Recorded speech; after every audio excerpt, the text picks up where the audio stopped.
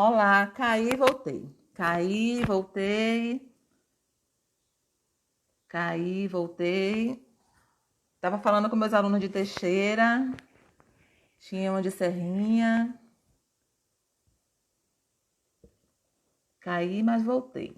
Estava falando com o pessoal, Silvana, Dione.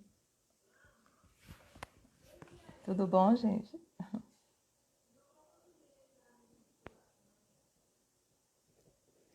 Olá, boa tarde a todos. Eu estava com um grupo aqui, só que caiu a conexão do pessoal. Saiu, mas estamos retornando. Aqui, Ana Paula. O pessoal saiu, tomara que retornem.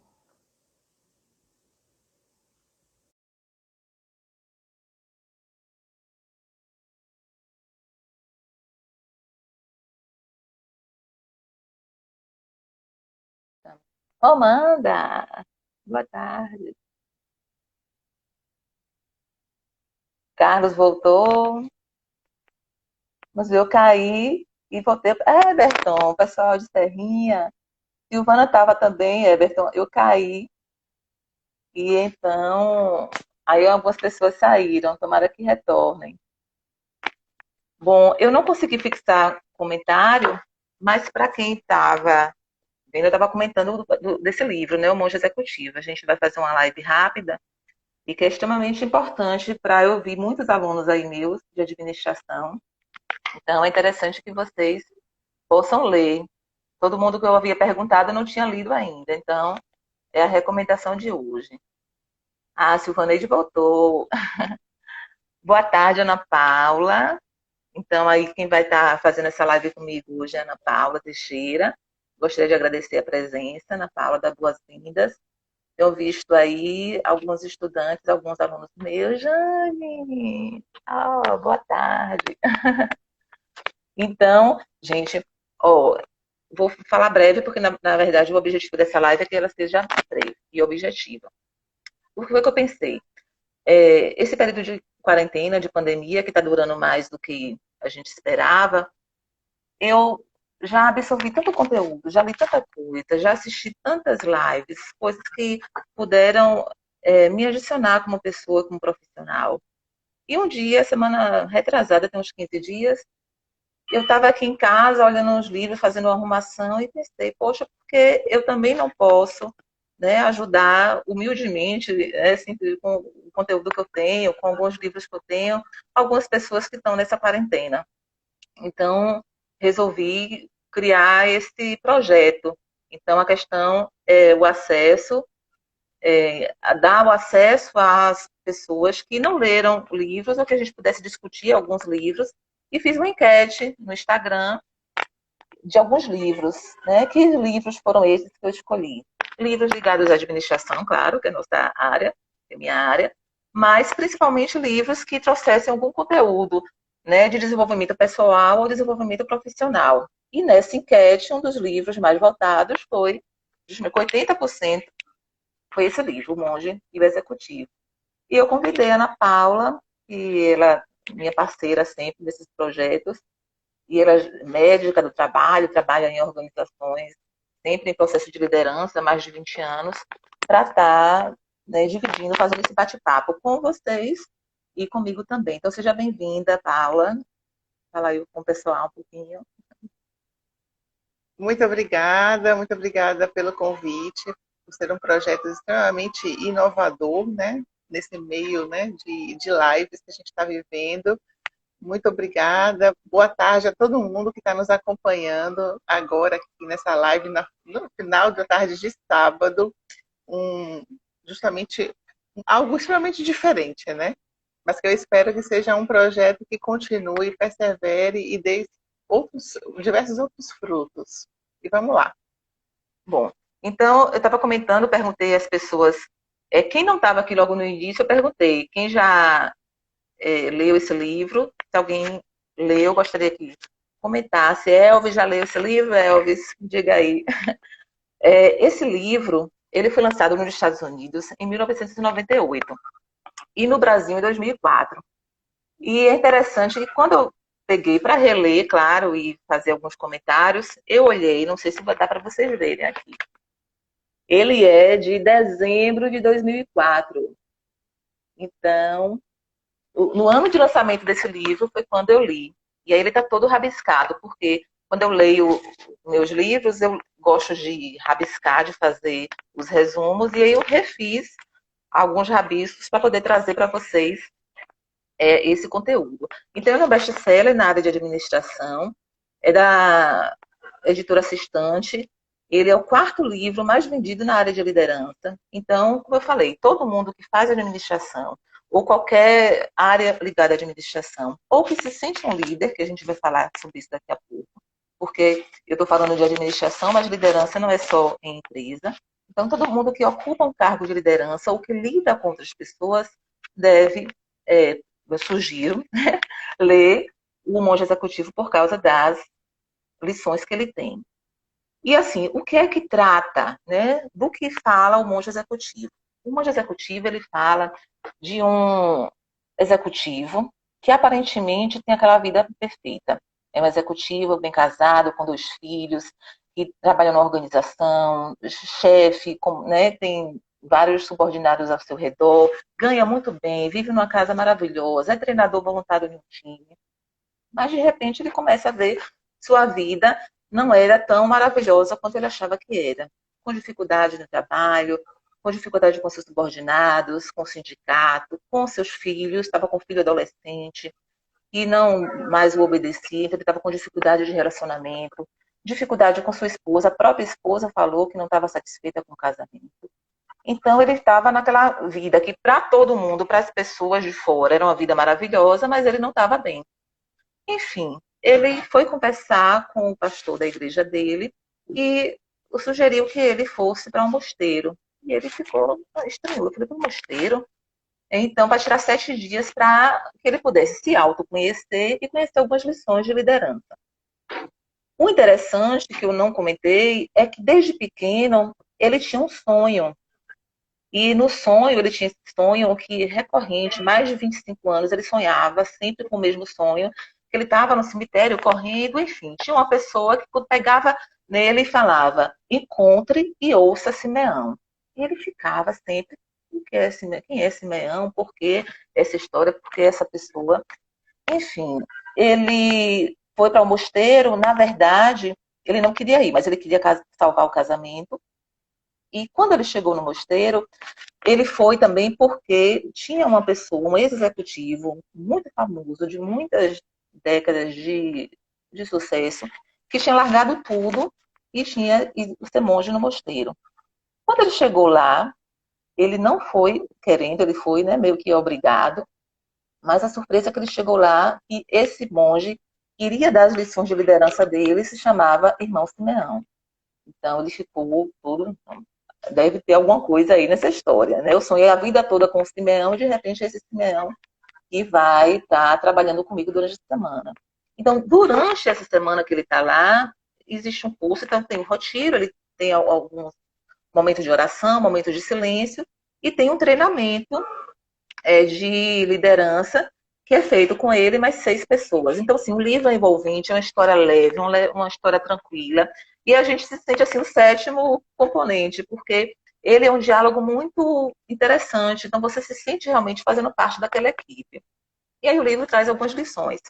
Então, o objetivo é que a gente, além de eu contar mais ou menos, né, o contexto que se faz o livro, é que vocês possam conhecer algumas lições, a gente possa compartilhar algumas lições, né, desse livro. E aí eu pergunto, Paula, assim, como foi para você ler o livro? O que lhe chamou mais atenção? Quando a gente fala, né, do monge executivo, porque o subtítulo do livro é uma história sobre a essência da liderança. E aí eu pergunto, né, será que você como médica, ou será que alguém aqui que possa estar assistindo a nossa live, não, mas eu não sou líder, eu sou apenas uma dona de casa, eu sou mãe de família, ou estou na minha igreja, será que vale a pena? Né? Então, onde é que esse contexto de liderança ele entra? Como você mesmo comentou, né, um best-seller, É um livro que até hoje está na nossa memória e no nosso coração. Quando eu divulguei essa live nas minhas redes sociais, um das pessoas que compartilham dessa rede já mandou para mim uma resenha, o Helder, que é um especialista em segurança patrimonial, ele publicou uma resenha no site administradores.com, contribuindo para essa live, então, do quanto ela marcou a vida, né, de vários administradores. Porque liderança é um tema que passam-se décadas, as organizações trabalham gerações e parece que sempre fica uma centelha, uma angústia, porque parece que isso nunca está muito bem resolvido. E algo que precisa deixar muito claro, que liderança, tem uma mensagem para você no Instagram. Uma das mensagens que precisa ficar muito claro é que liderança é completamente diferente de cargo. Muitas vezes a gente acredita que, do ponto de vista do organograma, né, das organizações, tem o chefe, aí tem o subchefe e tem os subordinados, que líder é só o chefe, é quem está lá em cima, dentro de uma hierarquia. E isso não tem nada a ver. Uma mãe, um pai, um treinador, até nas crianças, a gente vê o espírito de liderança dentro da pessoa. Então, quando a gente fala dentro de uma organização, não podemos jamais associar cargo e liderança. Eu preciso desenvolver e entender que o vigilante que está na portaria, o auxiliar de segurança, ele tem que ser um líder.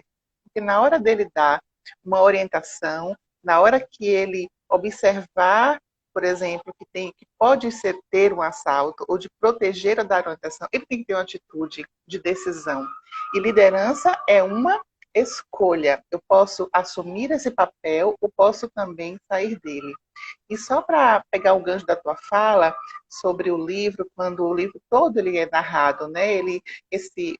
A protagonista tinha como desafio escutar a voz, né? Ele tinha que encontrar Simeão, né? E ouvir essa voz. Será que a gente não precisa parar e ouvir essa voz interna, né? Que nos fará refletir, que na verdade a protagonista estava vivendo no meio de uma crise, a gente só está numa crise maior, que é a pandemia, para nos fazer refletir posicionamentos, e essa voz que era encontrar o Simeão, na verdade é a voz que todos nós temos dentro da gente e que nos vai levar para os caminhos, né? Enfim, de descobrir, no caso do livro, a liderança que existe em todos nós. É como se encontrar Simeão fosse encontrar a nossa própria voz, né? Essa voz interna, esse autoconhecimento. Eu já estou fazendo o link para o próximo livro, viu, gente? Porque eu estou aqui ligada. E é um super desafio. E é um super desafio, porque são 20 minutos que a gente tem para discorrer um livro riquíssimo, né? E aqui já tem uma contribuição, ó. Sábias palavras, a Leti, lá, sábias palavras. Às vezes precisamos Letícia. parar, refletir. Pronto. Antes de agir. Isso. Obrigada. Letícia trabalhou com a gente, depois fez administração, tá aí, Leti, obrigada pela audiência. E Ana Paula trouxe uma questão que ele traz muito. Eu não quero me aprofundar, mas assim, é extremamente importante a gente falar sobre isso. Essa diferença de poder e autoridade. Quando ela colocou, né, do chefe, né? Então, o poder, o que é a liderança? A liderança é conseguir influenciar as pessoas a fazerem alguma coisa. Em resumo, seria isso. Mas o chefe, ou o pai, ou o rei, ou alguém, assim, o poder, ele pode ser, né, pela autoridade, que é o ideal que seja a liderança, ou pelo poder. O poder eu tenho quando eu tenho justamente a chefia. Esse poder pode me ser dado, pode ser conseguido por ter uma responsabilidade dentro da organização. Então, um filho pode obedecer um pai, né, pelo poder que aquele pai exerce. Olha, se você não fizer, eu vou te bater, né? Ou pela autoridade. Então, a autoridade é porque você faz aquilo porque você respeita aquela pessoa porque você quer fazer de boa vontade. E tem um trecho que ele fala que eu acho que é bem interessante, quando ele tenta distinguir essa questão de poder e autoridade. E ele pergunta assim: o que faria alguém fazer algo de boa vontade? Será que se seus funcionários, ou se seus filhos, ou se as pessoas que trabalham com você, elas fossem voluntárias, elas te obedeceriam, quer dizer, elas te seguiriam, né? Então, a autoridade é isso. É como se aquelas pessoas elas seguissem porque são voluntárias, porque acreditam na minha palavra, acreditam no que eu estou dizendo, acreditam naquela ideia e vão buscar esse objetivo. Então, assim, todo líder ele precisa ter essa autoridade, ele precisa buscar essa autoridade, esse respeito. E Ana Paula, e antes de eu ir para um Tem outro uma item, pergunta, diga. tem uma pergunta sobre poder. Está pedindo para você se afastar um pouquinho da tela, para poder a gente ver o seu rosto completo. E se o poder é regido por hierarquia, né? Considerando aquele tradicional organograma. E a Letícia, né? Obrigada, Cissa, admiro muito a inteligência e a liderança de vocês no mundo dos negócios. A família Teixeira me ensinou muito. Obrigada. Então, se a resposta, então a pergunta agora, essa resposta, o poder é regido por hierarquia? Isso, né? Então é como a gente estava falando. Eu posso ter um gerente, né? E às vezes eu sigo aquele gerente não porque ele é um líder, mas porque ele tem uma hierarquia. Eu sou subordinado àquela pessoa.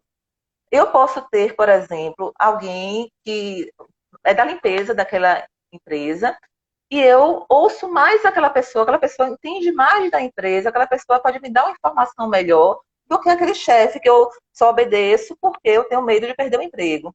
Então, o poder é ligado à hierarquia e a liderança não, é ligada à autoridade. Aquela pessoa, né, eu acredito naquela pessoa, eu acredito naquelas ideias, eu acredito naquilo que aquela pessoa está me passando. E aí, qual é o ideal? É que o chefe, aquela pessoa que tem o poder, tenha autoridade, é o verdadeiro líder. Né? Então, é aquele líder que eu tenho aquele poder, eu tenho a hierarquia, eu faço parte daquela hierarquia, mas aquelas pessoas, elas pessoas me seguem não porque têm medo de ser demitidas, não porque têm medo de uma coação, de algum problema, mas porque acreditam na minha liderança. Né? Até porque o poder ele gera conflito.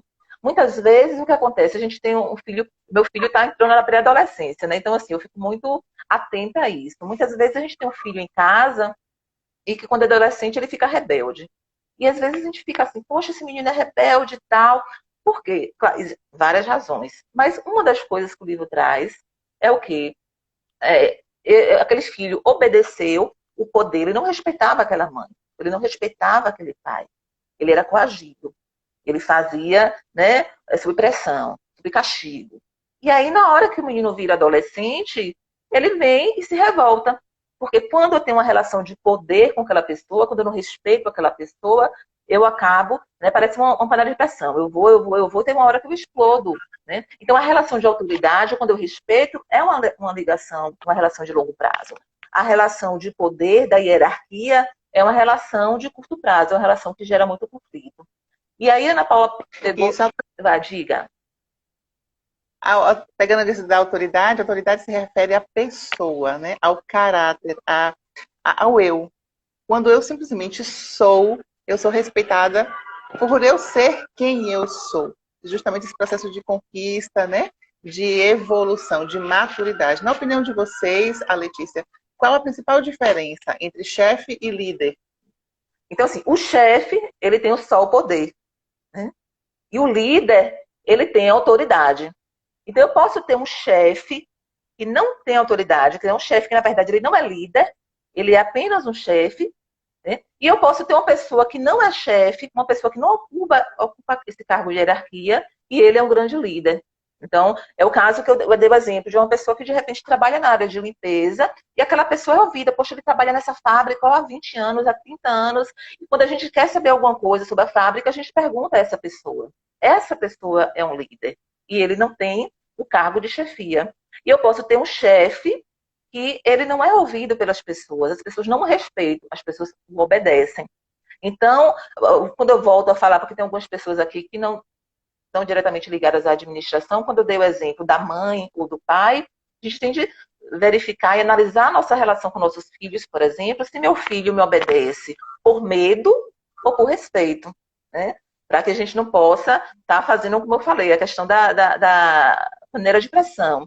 E aí depois, quando ele explodir, a gente vai ter uma criança rebelde. Claro, volto a dizer, os psicólogos me perdoem, não é só esse motivo, mas é um dos exemplos. E aí a questão, eu vou adiantar um pouquinho, que tem uma outra coisa que eu acho extremamente interessante nesse livro, que é quando ele fala assim, um líder, ele precisa ouvir bem. E aí eu não digo, não é só um líder. Todos nós, gente, independente da posição que a gente ocupa, a gente precisa ter esse hábito de ouvir. No meu mestrado, eu lembro que Tem mais pergunta. eu tive uma professora que chamava de mente ocupada. O que significa mente ocupada? Não sei se acontece com vocês. Pensem e me digam. Às vezes você está conversando com seu marido, está conversando com seu filho, está conversando com seu colega. E enquanto a pessoa está falando, você já está pensando na resposta. Não acontece isso com vocês? Acontece com a gente. Grande parte da gente.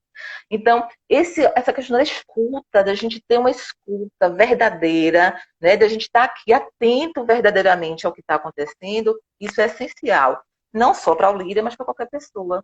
Porque a gente fica nessa mente ocupada, né, que são totais, essa mente ocupada, a gente não fica atento. E aí tem uma passagem no livro que eu acho interessante, que quem é professor, eu vi que Delca entrou aqui, Delca, boa tarde. Quem é professor pode verificar isso. Se a gente está numa sala, aí existe essa passagem no livro, né? As pessoas estão se apresentando, é o primeiro dia lá dele no mosteiro, e as pessoas estão se apresentando. Ele está ali atento, e aí a pessoa que antes dele, ele viu que era uma moça, uma senhora e tal, e aí na hora que ele vai se apresentar, Simeão pergunta, sim, mas antes de você se apresentar, me diga o que foi que sua colega disse. E aí ele fica morrendo de vergonha, porque como ele estava preocupado com a hora, era a hora dele falar, ele não estava prestando atenção à colega. Então, assim, é uma grande sacada, assim, que o autor traz. O que a gente fica muito no nossa mente ocupada. A gente não para ouvir o outro. Então, a essência da liderança, e eu volto a falar, não é da liderança, não, é das relações. O livro, ele não fala só da liderança, ele fala de relações, relações saudáveis. Então, para eu ter uma relação saudável, eu tenho de ter uma relação de escuta, eu tenho de ter uma relação de reciprocidade, e eu tenho uma relação de amor.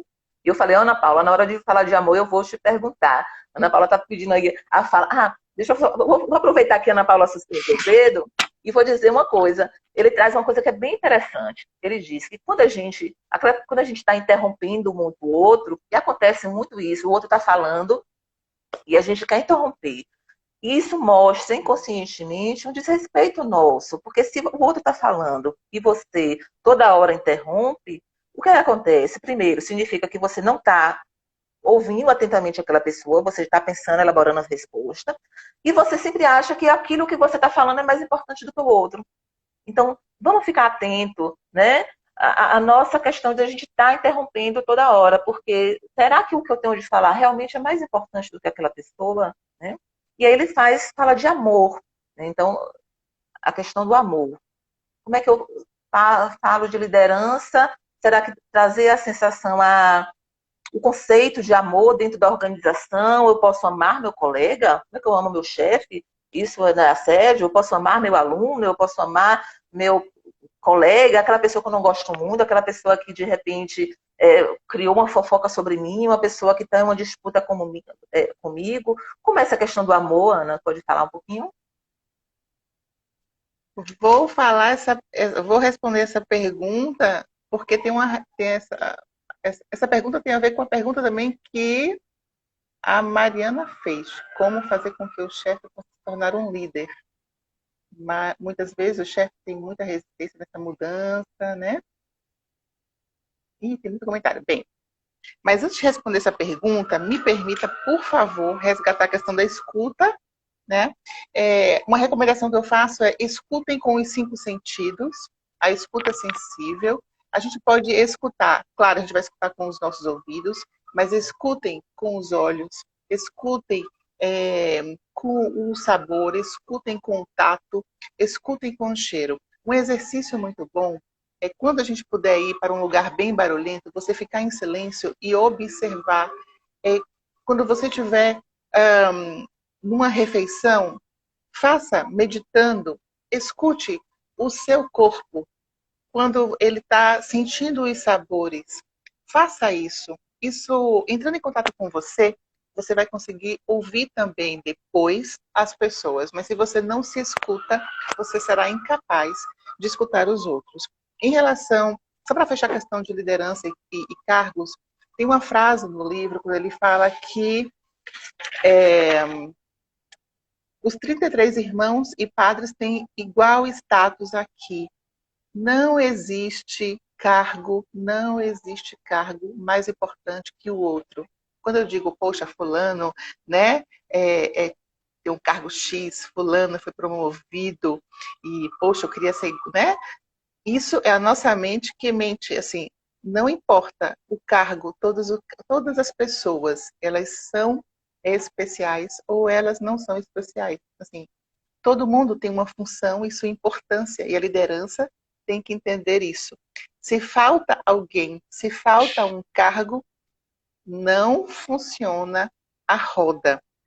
E aí, para a gente vir para essa questão do amor, como é que um líder se amadurece, se desenvolve, eu vou terminar, e chega na questão do amor, né? Para o líder ser livre, ser um líder, ele precisa aprender a amar, que é o grande desafio. E amar não significa gostar, não significa ter afeto pela outra pessoa. Significa desenvolver as grandes virtudes que ele coloca no livro, né? Como paciência, bondade, humildade, respeito, generosidade, perdão, honestidade e compromisso. Platão já dizia que já bastava a gente ter 4 virtudes: prudência, justiça, fortaleza e temperança. Sem autoconhecimento, não crescemos como líderes. Pai, mãe, professor de ginástica, chefe de alguma coisa, ou não ser chefe de nada, eu não estou falando de cargo, eu estou falando de comportamento. Então, o amor, enquanto respeito ao outro, que é diferente de mim, é a única forma que se tem para ser um líder que desenvolve, que exercita a autoridade no mundo. Gente, meia hora é tão difícil falar, porque a gente vai falando Só e vai falta 5 lembrando, e minutos. vai lembrando das coisas. Eu vou pegar uma pergunta que foi feita aí sobre a questão dos subordinados, da chefia e da liderança ainda. Então, ele trata uma coisa extremamente interessante, que não é só para quem é chefe de empresa, serve, volta a falar, como a questão de família também. Ele fala, o líder, ele atende às necessidades dos liderados. E aí a gente precisa estar atento que necessidade é diferente de vontade. Então, o que é atender a necessidade de um funcionário, por exemplo? Então, o funcionário ele quer ganhar, sei lá, 20 mil reais. Ele quer a melhor, sei lá, lagosta no refeitório, ele quer um cargo maravilhoso, ele quer... Isso é vontade, né? Isso é desejo. Mas o que é necessidade? O que é que aquele funcionário ele precisa? Ele precisa de ferramentas de trabalho, ele precisa de estabilidade, ele precisa de qualidade de vida no trabalho, ele precisa ter uma boa saúde mental no trabalho, ele precisa estar numa empresa que ele sabe que ele vai se manter lá. Então, isso é necessidade. Então, às vezes a gente confunde isso com nossos filhos. Né? Ah, não, mas eu não sou uma boa mãe, eu não sou um bom pai, eu dou tudo que o menino precisa. O que o menino precisa é o seu não. Né? Então, a questão da eu vou dar um exemplo. Né? Mãe, a mãe chega para o filho e fala assim, ô filho, você quer comer o que hoje? O filho de 5 anos decidindo a refeição da família. Gente, isso não pode. Não pode. Quem define refeição dentro de casa é pai e mãe. Isso é exercício da liderança. Pai e mãe sabem o que é que o filho está aí na infância, na adolescência, precisa nutricionalmente. Isso, então, a necessidade. Mas quando se inverte, né? Então aí, é um exemplo do desejo, né, da vontade, da necessidade, né? Mais 3 minutos. Vamos e lá. voltando à questão do amor, gente, o amor ele traz uma coisa que é uma verdade. Amor não é sentimento, amor é decisão. Amor é o respeito, amor é a bondade. Né? É a questão de, como a Ana Paula falou, da gente respeitar. Ele traz um outro exemplo também maravilhoso. Por exemplo, ele diz assim: se seu chefe aqui, o capitão, era um sargento que fazia parte, né? Se o capitão chegasse aqui, como é que você ia tratar? Ah, eu ia lá, ia fazer isso, ia acontecer. Então, é como ele coloca: então você tem de fazer isso com o capitão, com o major e com o soldado. De trabalhar, né? Tratar as pessoas como iguais. Eu lembro, aí tem algumas pessoas de Teixeira, e eu lembro que quando eu cheguei em Teixeira, eu fiquei encantada por várias coisas e tal. E eu lembro que uma colega minha comentou uma vez sobre o tratamento das pessoas. E eu falei que não, que achava que as pessoas me tratavam muito bem, que eu era muito bem recebida e tal. Ela falou assim: não, mas também na hora da forma que você chega, não dá nem para te tratar mal. Então, assim, a gente tem muito essa questão da colheita. Então, amor, eu não preciso gostar daquela minha atendente, não preciso ter sentimento por aquele atendente, mas eu preciso respeitar. O amor é isso, é uma decisão. E aí ela traz, ele, que é James Hunter, eu acabei não falando do autor, ele traz exemplos como ele traz muito essa questão da empresa e da família. Então, muitas vezes tem um casal que era apaixonado, maravilhoso, vamos casar e tal, tô apaixonada, minha alma gêmea e tal. E depois de 20 anos de casamento, de 15 anos de casamento, ou até de menos tempo, perde aquele encanto, né? E ele faz a proposição: pega 30 dias e decide amar aquela pessoa. O que fez com que você amasse aquela pessoa? Então, 30, durante 30 dias, você diariamente elogia aquela pessoa. Ah, não estou com vontade, não. Eu estou sendo falso? Não, você está decidindo amar aquela pessoa. Então, durante aqueles 30 dias, você elogia, você chama aquela pessoa para passear, você tente relembrar o que te encantou naquela pessoa. Então, assim, o amor é uma decisão. Hoje a gente vive relacionamentos descartáveis, hoje a gente vive empresas descartáveis, onde o funcionário não serve, não vou trocar por outro, né? Gente, eu fui para o casamento uma vez, óbvio que eu não vou dizer o nome da pessoa, eu fui para o casamento uma vez, que a moça, tem muito tempo isso, que a noiva falou assim: ah, tá, tudo bem, eu estou brincando. Mas aquela brincadeira que ela pegou, tava, e na hora da festa, o vestido pesado, ela falou: ah, quando eu casar de novo, se eu casar de novo, uma coisa assim, eu vou pegar um vestido mais simples. Eu falei assim: meu Deus, como é que era aqui no casamento dela, eu já pensando. Então, assim, hoje a gente vive relações tão descartáveis que a gente não decide amar. A gente, amor, amor, não amor, pronto, já vou partir para outra. Amor, sabe? Então, essa decisão de amar é extremamente importante para que a gente tenha relações duradouras e saudáveis na organização, na família, no casamento, ou seja lá onde for. A gente está, na verdade, acho que já passou. Eu vou dizer que a Ana Paula passa mais uma misericórdia, né, Silvaneide? Eu também achei, eu fiquei, tem muito tempo e eu fiquei assim, nunca esqueci, nunca passou da minha cabeça, nunca saiu da minha cabeça. Eu vou pedir que Paula traga só mais das dezenas de lições que esse livro traz para a gente encerrar. Se você traz uma lição, eu trago outra e a gente encerra. É, é. Ó, pessoal, estende a A gente live. vai ter que esticar mesmo. É. Bem, eu queria trazer dois pontos que eu acho que são importantes. Um é quando ele fala sobre a base de todo e qualquer relacionamento, que é a confiança. De fato, mesmo que a gente até acabe nas nossas relações uma vez ou outra, né, fragilizando esse laço, e aí o perdão vem para isso, né, nessa discussão, a depender do grau de intimidade, mas a confiança, de fato, ela é essencial para qualquer tipo de relacionamento. Quando a gente está falando dentro de organizações, aí vai ser o meu foco, existe um modelo de gestão que foi preconizada por um professor espanhol, José Maria Gazala, chamado Gestão por Confiança, que é um modelo extremamente estratégico para esse modelo, que é justamente a gestão por confiança, onde ele trabalha a competência profissional, a consciência do outro, o cumprimento da palavra, a clareza, porque comunicar exige isso, a coerência, a consistência e a coragem. São os 7 Cs. E uma outra coisa que é muito importante, e aqui eu trouxe a frase do livro, quando ele fala assim: eu começava a compreender que as qualidades que mais me irritavam nos outros, em pessoas como o sargento, eram as qualidades de que eu não gostava de mim mesmo. Em Greg, talvez fossem um pouco mais transparentes, mas ao menos ele era honesto e autêntico a respeito de quem eu era. Então, dentro dos processos de autoconhecimento, o que a gente descobre é que quando eu começo a pontuar, poxa, fulano procrastina, poxa, olha como fulano é ambicioso. Eu estou falando, gente, de mim.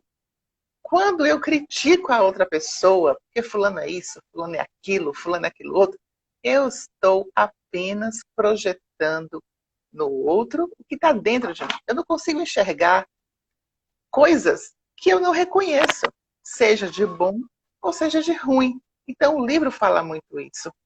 Então, a gente precisa parar de projetar, parar de culpar as nossas falhas, né, nas coisas externas. A gente precisa começar a reconhecer os paradigmas, as crenças que nos barram, né? Então, eu achava que o mundo era assim, o mundo vai continuar assim. Não. Então, é preciso trabalhar as nossas crenças, né? Eu já fiz uma live sobre isso, aí já é um outro conteúdo.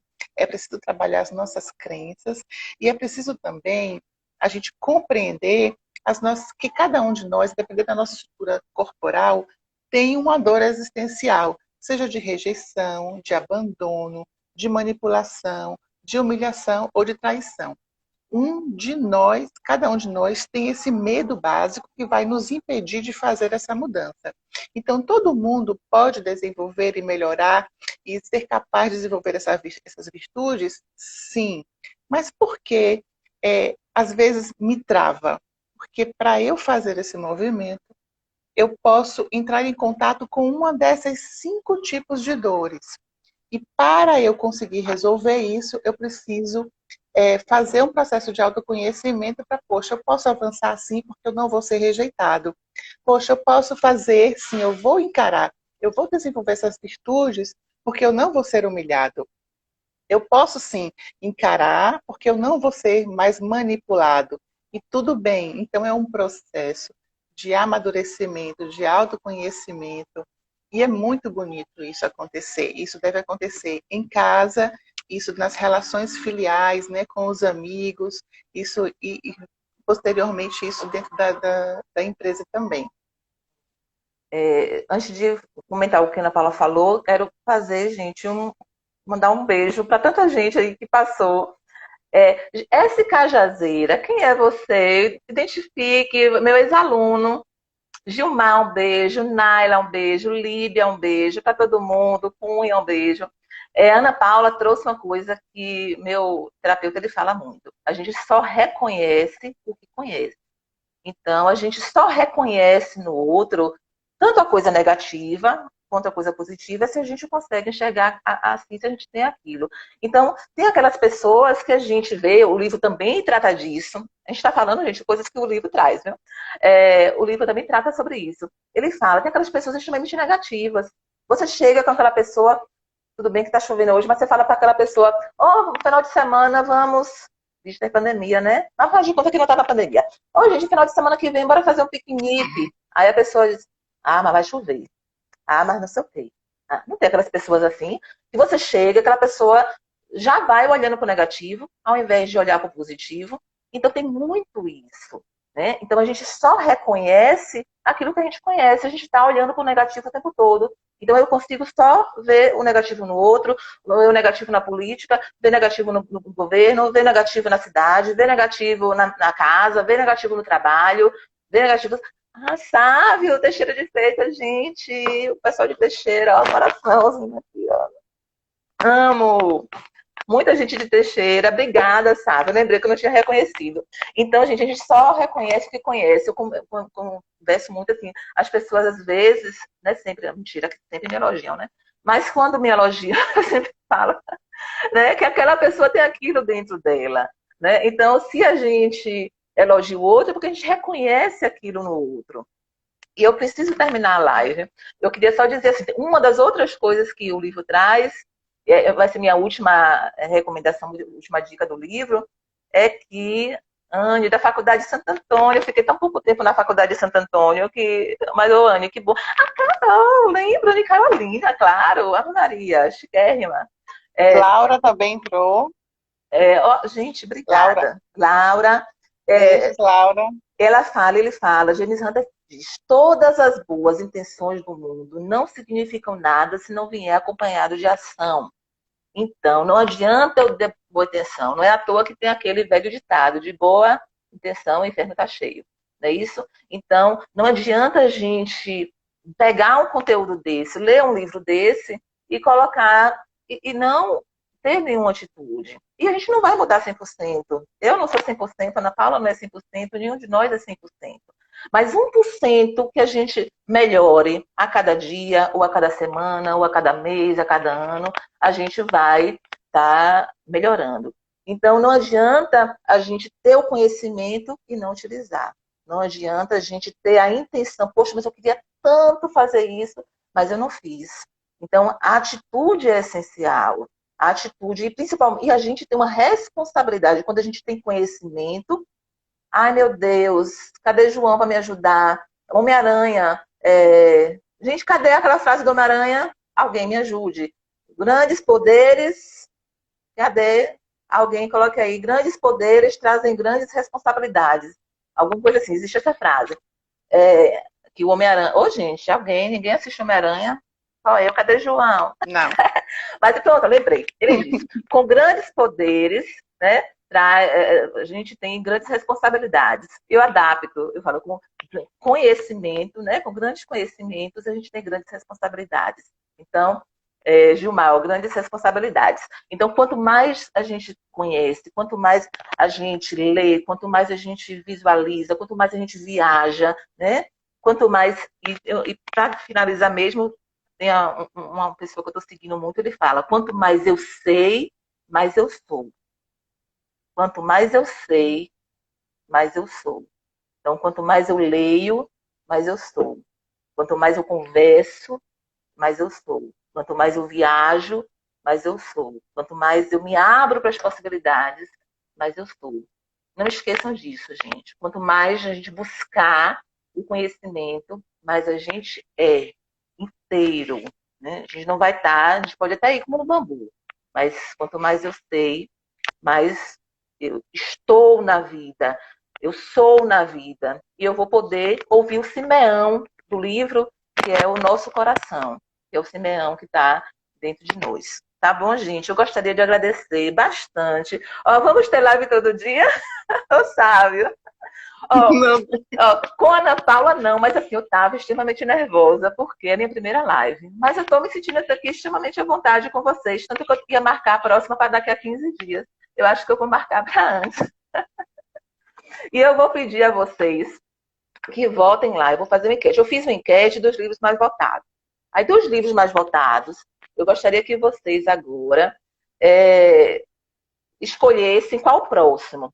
Tem um que eu não tenho em mãos, eu tenho PDF, eu o li em PDF, que na verdade foi o mais votado. É A Sutil Arte de Ligar o Foda-se.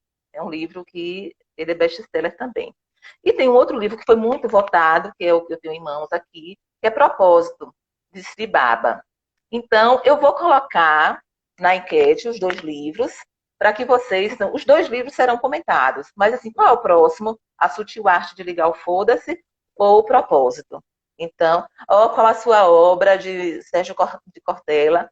Eu vou colocar também. Ele não estava, Carol, nas minhas intenções. E tem Carla também ficou de ver um outro livro para mim. Eu vou pegando, vocês fiquem me mandando também algumas indicações que eu vou ver. Que se eu não tiver lido o livro, eu leio e vamos em frente. Vamos ter live todos os sábados. Laura, a princípio, não seria, mas eu estou gostando, viu?